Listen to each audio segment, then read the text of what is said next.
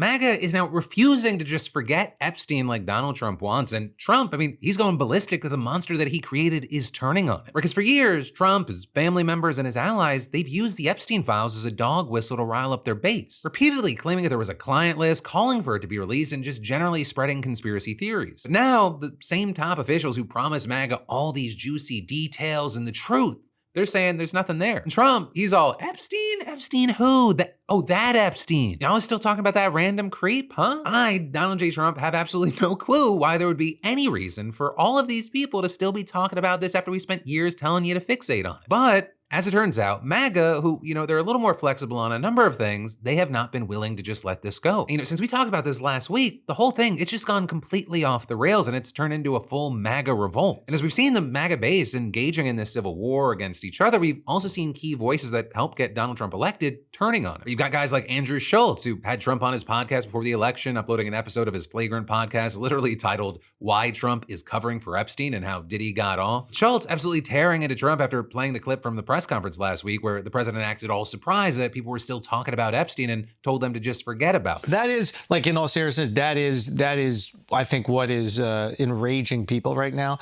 is it's insulting our intelligence. Obviously, the intelligence community is trying to cover it up. Obviously, the Trump administration is trying to cover up. Something changed because they ran on this idea of exposing it all. All these guys had great ideas. Cockeyed Cash, Dan Bongino. He had clips, dog. He had bars. He was ready to tear it all down. He was ready to tear down the entire FBI office. Shut down the Hoover building day one. Day one. Them bitch still standing. And then he goes on Joe Rogan and he's like, listen, do you think if I had it, I wouldn't share it with you?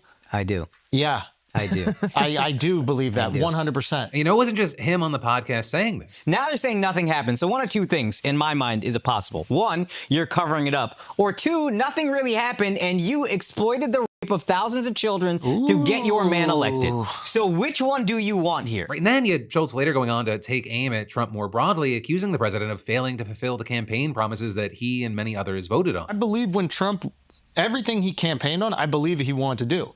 And now he's doing the exact opposite thing of every single.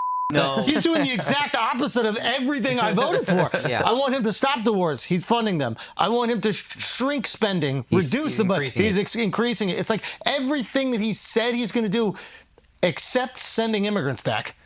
And now he's even flip-flopped on that. And that's just one example, and it's not like Schultz is die-hard MAGA. He does represent an important base, people that were swayed in this most recent election to go to Trump's side. On that note, you even had Joe Rogan chiming in, kind of making fun of Trump. And again, while that matters, these are guys with huge shows. Joe Rogan has the biggest podcast in the world. The bulk of the criticism, and I think the most eye-opening, that has actually come from pretty hardcore MAGA Republicans, both online and this weekend at the Student Action Summit conference hosted by Charlie Kirk's right-wing group Turning Point USA, or with the whole Epstein situation being a major focal point for many of Trump's most devout supporters. And during that summit, you saw things like audience members erupting into boos over the administration's handling of the case. How many of you are satisfied?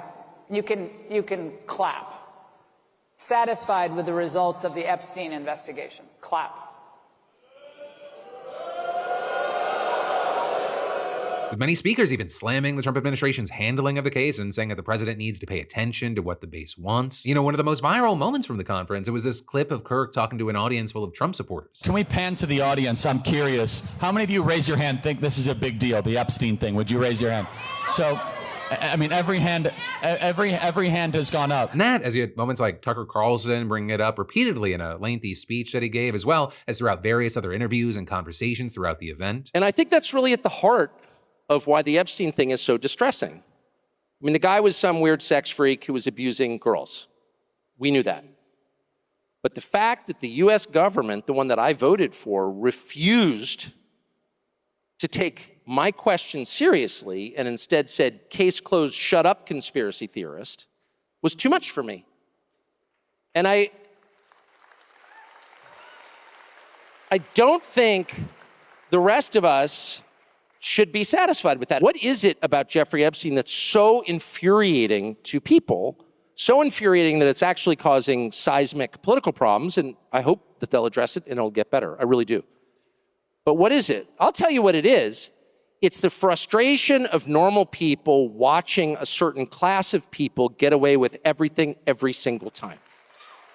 That's what it is. And that last point is one that we've seen many others making, this idea that so many people in MAGA, they view the Epstein case as central to exposing the deep state. What I mean is, you had one expert explaining, the Epstein narrative is a key element of MAGA's criticism of the, quote, ruling class, and has basically become a linchpin conspiracy that forms the basis of so many other MAGA beliefs about the deep state. So by pulling that one foundational Jenga piece, Trump's essentially threatening to topple a whole tower of beliefs that he also spent years stoking to get himself reelected. And that in part is why this is such a big deal to the base. It isn't just about Epstein. By gaslighting his base about the whole situation, Trump is functionally undermining their entire system of beliefs, with some supporters even accusing the president of becoming the deep state himself, despite the fact that they voted for him because he vowed to fight the deep state. Right? And that, including by releasing key parts of the Epstein case. And now you've got some of the biggest voices within the base saying this is enough to cause an existential crisis that could cost Republicans future elections. Right? I mean, you had Steve Bannon, another huge Trump ally, bringing up Epstein repeatedly throughout the Turning Point USA event, with him even explicitly saying at one point that this situation is deeper than Epstein, and adding, it's not about just a pedophile ring and all that. This is about who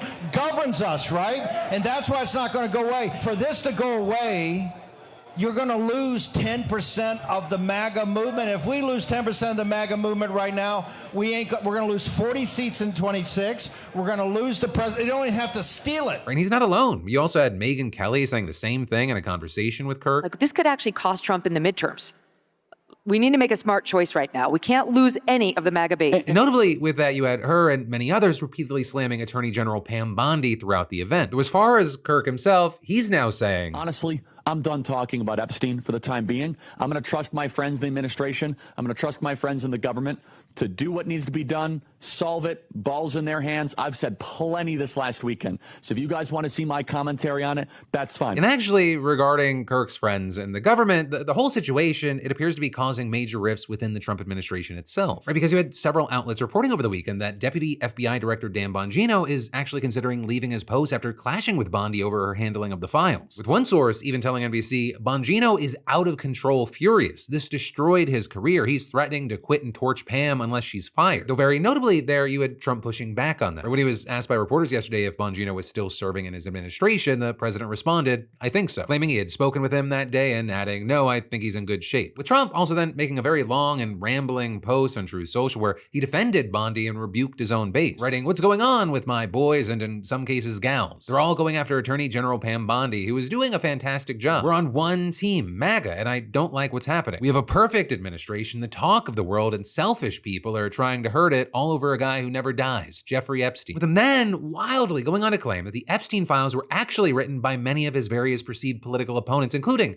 President Obama, Hillary Clinton, and quote, the losers and criminals of the Biden administration. And then adding, now my so-called friends are playing right into their hands. With Trump then claiming that if there was actually anything that would implicate him in the Epstein files, Democrats would have already released them. Right? And then Trump went on to make false claims about the 2020 election being stolen, arguing that the DOJ needs to be spending its resources investigating that matter instead of looking into the Epstein files, and then instructing his supporters to quote, not waste time and energy on Jeffrey Epstein, somebody that nobody cares about. A post that actually resulted in Trump getting ratioed on his own social media platform, with many of the responses being, what are you talking about? Why are you gaslighting us? We care about this. With many also questioning how Trump's team can say there is no Epstein list, but then also at the same time, that thing that doesn't exist was written by Hillary Clinton, Obama, and Biden's people. And overall, it just really seemed to inflame his base even more, with it really seeming to split his base among those who see Trump as an infallible God king, there's always an explanation, and others who just genuinely took him at his word, that they saw him as this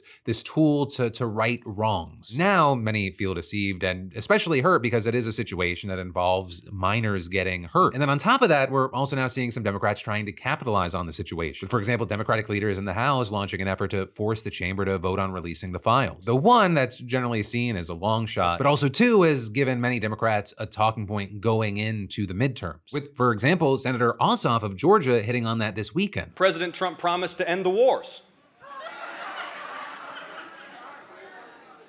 He promised to release the Epstein files.